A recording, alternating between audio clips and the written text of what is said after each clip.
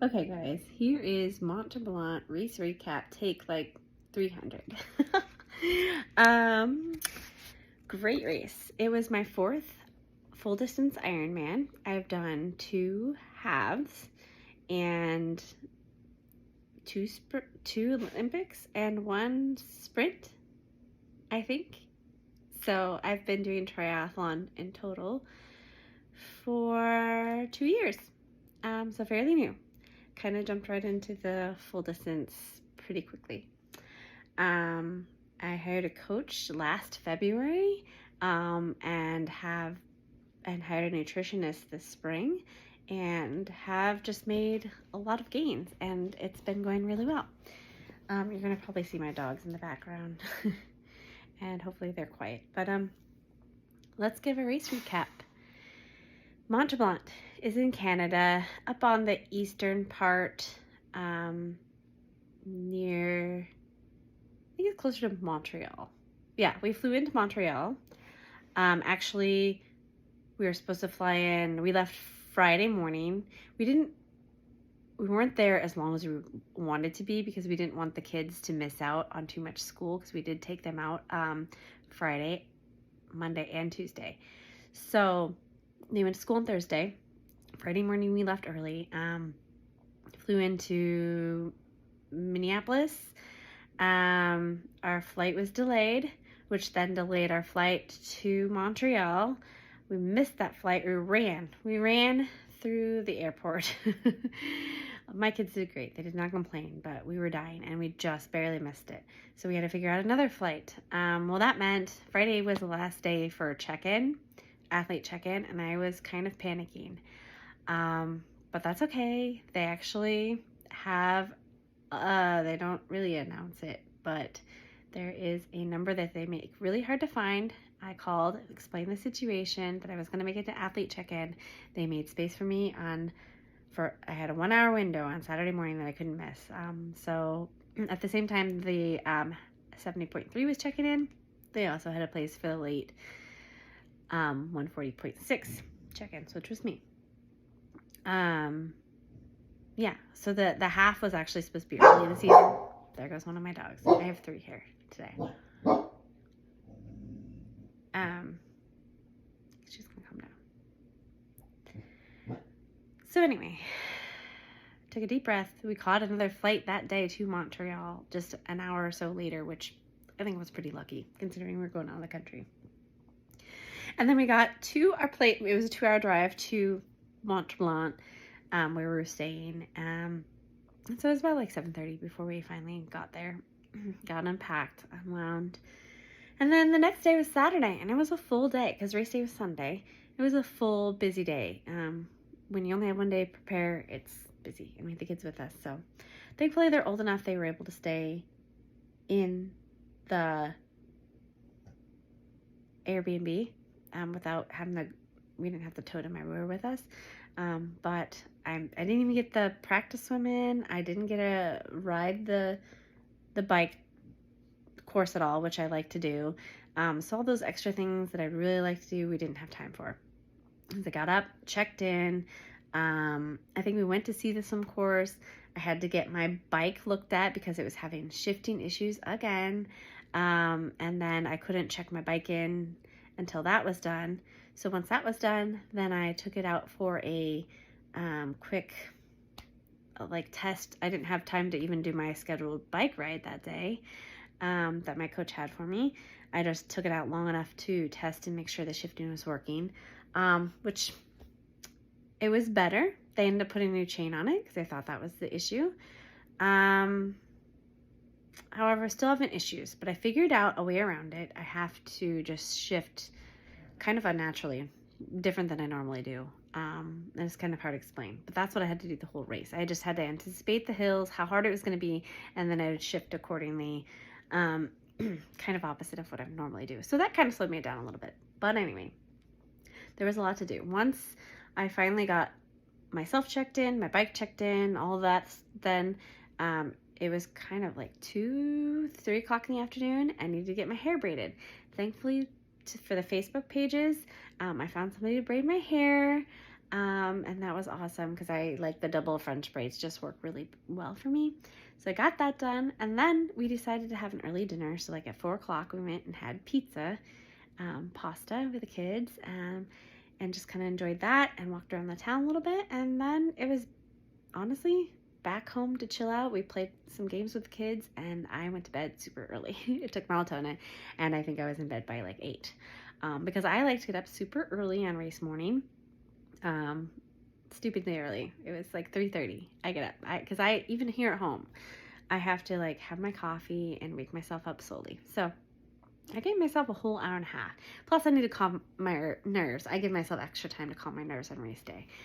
So we left to go down to transition at 5 a.m. that morning. Transition closed at 6. So it was like a 20-minute walk, but I didn't have much to do in transition. I had just recently put tubeless tires on, so I just had to take my CO2 cartridges down, check my tires. Didn't even mess with airing them up because they seemed fine. We did it the night before, and I just have bad luck with tires, so I did not touch them. They seemed fine. Put my nutrition in there and tried to head to the restroom really quick at the Kaibos, but by that time they were already kicking me out and wouldn't let me go. So I was banking on that there was Kaibos near the swim start, and there was, thankfully. I hadn't put my wetsuit on yet. Tip, go to the bathroom first before you put your wetsuit on. These are all things I've learned since this is my 4th race now. So got my wetsuit on, hugged my family, went down. They sent athletes off to the right and family off to the left. And this wasn't the most spectator-friendly race that I've been to as far as the swim goes, but my husband was able to get some footage of me. And this is also something I've learned. In order for them to see me, I knew I needed to be on the left side. They had 4 lanes, and they release 4 people every 3 seconds. So it's like do do do do do do. That's kind of what you hear for a while. So I knew I actually wanted to be on inside going into the water because that's like the straightest shot to the buoys. That's where I wanted to stay. But for video and family sake, I like went off to the left, and then you can see me as soon as I get in the water. I waved, and then I kind of like made my way over to the inside, and that's kind of where I stayed. I really wanted to work on sighting buoys better this time. I really struggled with that. I thought I did well. My time wasn't my best time, but it wasn't my worst either. It was kind of actually my second best time. But I mean, swimming, I can't. I'm always within 5 minutes. Like I've definitely gotten faster in the pool over the last several months. I've gotten a lot stronger, a lot more comfortable. But when you get into open water, and I had my wetsuit on, I think it's just sighting. And just learning to be around people. I did get better about passing people this time, so I'm very proud of that. Mont Tremblant's lake was crystal clear, the clearest lake I have ever swam in. Lake Placid, I did that one. That was my first. They had the cable underneath, and you could see it, but it still wasn't even as clear as this one. It was like a pool, Mont Tremblant. You could see every part of every person. There was no reason to run into anyone, which I still did swam over just a little bit. Although I was much more comfortable in the water this time. Never panicked. Never maybe if I coughed with some water, I didn't need to look for the kayakers this time. Like I feel like I always keep them in sight, and I have no idea. It seemed like there weren't very many out there, but maybe I just didn't need them and didn't pay quite as much attention. The buoys were pretty frequent. It was all marked in kilometers, so I have no idea. I kind of can guess where I was at, but anyway. Pretty good uneventful swim. I always put my goggles underneath my swim cap, not over it. So if somebody did hit or kick me and knock my goggles off, I don't lose them and game over. It gives them a little bit more chance to like get caught in my cap and not get thrown off. So I don't know, I learned that one from the pros, and I've been doing it ever since my second race. So seems to work pretty well. Great swim. One of my favorite swims, for sure. And it goes by, I'm always surprised how fast it actually, there's always one point in the race where I'm like, this is the longest swim ever. I am swimming forever. And then at some point it's like, wow, actually that went kind of fast. There's the shore. And then once I see the shore, I'm like ready. And, It was well marked. You go up the steps. They had people like helping you up so you don't lose your balance. I'm always wobbly when I'm transitioning between swim to bike, bike to run. I'm always like a little off balance. So they helped me up. I ran immediately to the wetsuit strippers. We had a little trouble. My wetsuit was stuck on my wristband, and then on this side, and then on my other side was my watch. And so I always try to take my wetsuit off as much as I can while I'm running to the wetsuit strippers, and then they just peel it off, and it's pretty quick from there. But they struggle a little bit. Then once we got that off, I carried my wetsuit and cap and goggles, and I saw my family off to the left, not too far down the chute. And I'd say transition was about a quarter mile, not bad. And transitions where I make up a lot of time. I'm pretty quick. Ever since my first one, I've noticed that transition, you can make up a lot of time there. In fact, this was one of probably my most efficient transitions. I actually passed 10 women in my age group just in transition. So yeah, I started off on the bike pretty good. The bike was pretty uneventful. The first half I did really well. I was like on top of my nutrition. I take the Vitago in my water bottles, about a scoop and a half, and then I was taking Never Second gels. About every 10 minutes I was taking a sip out of those, and I was really on top of it, and I had a really nice time. However, something happened the second half. I have a hard time with sweetness, and so I think I was getting tired of it, and it's all a mind game. Like, I'm sure it was fine, but my mind was already starting to tell me that your stomach doesn't feel good, don't take any more sweets. And then I was like I was psyching myself out because I knew I still had the run, and I take Cliff Blocks, and that's sweet. And so I think I got behind my nutrition, and my second loop was way slower, and I was super disappointed and kicking myself for not just pushing myself, and I wasn't throwing up. Like, I could have taken the nutrition. I don't know why. I think it really hurt me. And it's a 2-loop course. But the second part, the last 10 miles of those 2 loops is the worst hills I've ever done. And everybody complains about it. But one of those hills especially is one that there was a guy just dressed up like a devil and like encouraging people up the hill, but he was there for a reason. I was in my lowest gear, and I was out of the saddle, barely getting up the hill. Like, it was a really tough one. There's just lots of like gradual long hills that are a little bit painful to get through, but yeah, did it. There was a lot. This is probably the most flats I've ever seen on the side of the road. Thankfully, I finally was not one of them. I've had my fair share of flats, but since putting the tubeless tires in, maybe I hit some stuff I wouldn't know. I think the sealant did a pretty good job. I didn't have to stop on the side of the road for tire issues, and that was wonderful. I did have to stop 2 times briefly to fix my chain, and my fault. The way I was shifting, I knew better. I was shifting too fast. And the chain just kind of slipped, and I just had to stop and fix it. It was like 5 minutes or less each time. Yeah, other than that, I was able to like work through my shifting issues. I think it did slow me down the way I was shifting. I'm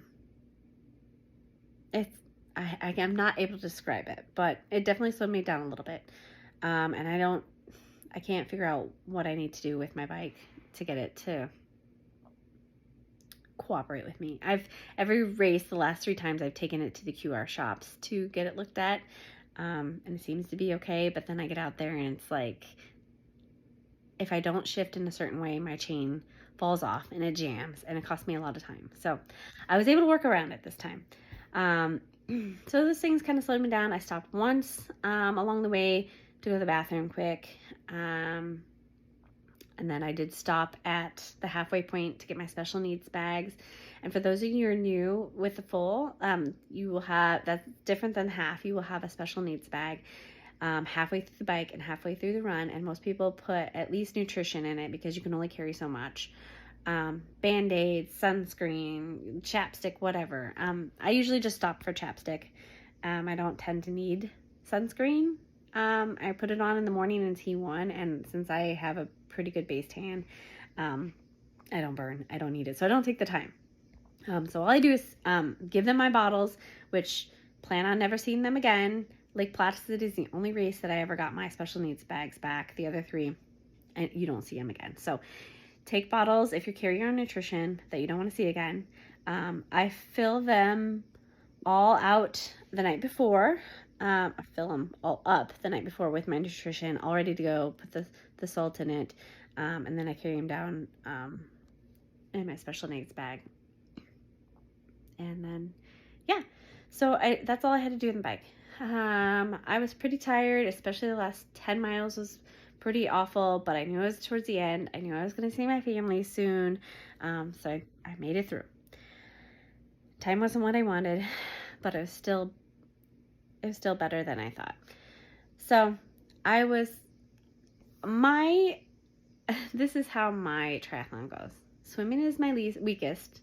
Biking's a little bit better, and run's my strongest. So thankfully, it isn't the opposite. Thankfully, I get better with each discipline. And on the bike, I'm actually still, don't hate me, I know there's a lot of people who don't like running. I came from a running background. So I am ready to get off the bike, and I am ready to run, and I look forward to it. And I think that it proves to be a strength for me. I also do really well in heat. So, you know, a lot of people don't. We all have our strengths and weaknesses. I tend to do just fine. So I was really glad. T2, I took some ibuprofen, as I do in T1 as well, because I do struggle with some low back pain in training, and it works well for me to take it in T1 and T2. I don't have any back pain in my races, and I think that helps. And I'm also not as sore, and I'm pretty good after race, and I think that could be why. In the run, it's a 2-loop course also. You go 6 miles out and 6 miles back, see your family halfway through, and then 6 miles out, 6.5 miles out, and 6.5 back, around there. It has some hills, especially at the beginning of the course, but then it goes out on kind of a trail, and it's more shady, and it's fairly flat. So the first half of the run, I was not in great spirits. I was kind of disappointed about the bike, I think, and was kind of losing hope. I don't know. I was still running, but not at a pace I should have been running at. So halfway, my husband crunched the numbers for me and gave me a little pep talk. Said if I hit this pace, I can pass 4 women in my age group and be in much better position to be where I want to be. I must have had some sort of look in my eye, like devil woman or something. I think I scared him, but he told me anyway. But it's exactly what I needed, because I did pick up the pace, and I did push myself a lot harder that second loop, even though I was the most tired. And I didn't pass 4 women, I passed 7. So I was very proud of that, that I was able to dig deep and to push in the very last part of the race when I'm very tired. I also got even more behind on my nutrition in the run, but I did fine. I just take water on course, and I take Cliff Blocks. I try to take 8. I'm supposed to take 8 every hour, and salt, 3 salt tablets. I think I took 2 whole Cliff Block packets maybe through the entire marathon, which is only 12 blocks. It was the whole mind game too. I did not want to take any more sugar in. It sounded disgusting. And actually the last 4 miles, I stopped taking nutrition altogether. Maybe even before that. But I started taking Coke. This was the first for me, and I say don't try anything new on a race day. But there's no opportunity to practice with Coke in training. I just don't. So, and I've heard it's a really good thing if you're struggling. It goes right to your bloodstream, and it gives you a really nice boost. And I was pleasantly surprised. I threw away the rest of my nutrition, and I just fueled off of Coke and water the rest of the race, and it truly does help, and it tasted amazing too. So that was a nice ending to my race, to have something different to look forward to, something else to give me a little bit of energy. So I do recommend the Coke, especially in the latter part of the race. No one recommends trying anything new on race day. I felt pretty good about it. My stomach is usually fairly strong. I think I just needed something else. At least my mind thought it needed some other type of sweet, not Cliff Blocks. So I finished the race strong. The crowd was amazing at Mont Tremblant. They had a beautiful chute for the finish line. I did not see my family. I don't think I've ever actually seen my family at the finish line, although they see me and they got some video, and hopefully I'll have a race video recapping all of that so you can actually see later. But anyway, it's just so loud, and I'm focused on finishing that I didn't see them. But it felt amazing. It felt really amazing to finish, as it always does. And I'm always glad I did it, and I'm always proud. Race food, I don't always partake. I did this time. It was kind of interesting. They had like some sort of spin on chili cheese fries. It wasn't chili. It was almost like a sweet and sour sauce with some sort of cheese. It was kind of good. Like, I was actually really hungry this time, probably because I didn't take enough nutrition. Half the time I'm not hungry, and I will wait, and I will, especially when it's just my husband and I, we will order food and go sit up after I shower and have some good food and chill, and I'll have my post-race beer, treat myself. And then actually last race, we went down and watched the last several hours of finishers crossing the finish line, or we went on a different part of the course and just like encouraged the ones that were like struggling, and it was just really nice. And we went all the way to midnight, but this time we did not. We had the kids with us, so, and I was actually more wore out this time. I think maybe the hills, definitely more achy than the other races. So we just went back. I ate the race food and we kind of just chilled. I took my shower and we chilled. Took more ibuprofen. And then I felt pretty great the next day. Like, I'm always surprised every post-race day. I'm up walking around. I recover pretty quickly. So that's my Mont Tremblant race recap. Hopefully you learned a little bit. Feel free to always ask me questions. If you want to follow along on my next journey, I did get a spot at Kona. I went to the ceremony not expecting much the next day, and I was pleasantly surprised, because that is what I've been working for this whole time. I don't like to say it because I don't like to jinx myself. I'm kind of superstitious that way. But I went to the ceremony, thought maybe my time is good enough to go see, and it was. And you know, there's more women's spot this year, but I had to get out of my own head and say I worked hard for it this year. So just went for it. So 6 weeks now until Kona, and my whole family's going. My parents, my husband, my kids. We're pretty excited. But if you want to follow along, follow me on, my name used to be Everyday Iron Mom. I have changed it to Swim, Bike, Run, Triathlon Mom on YouTube. I do vlogs. I try to post every Monday and Thursday of just how training's going, life. I'm going to be doing more of what I'm eating. So if you want to see what I eat in a day, then follow along, because I think I'm going to be doing a lot more of that as I figure things out. My coach recently had me increase my carbs a whole lot and increase my calories. So I think that'll help with performance. So anyway, guys, stay tuned, like and subscribe, and follow along. Take care.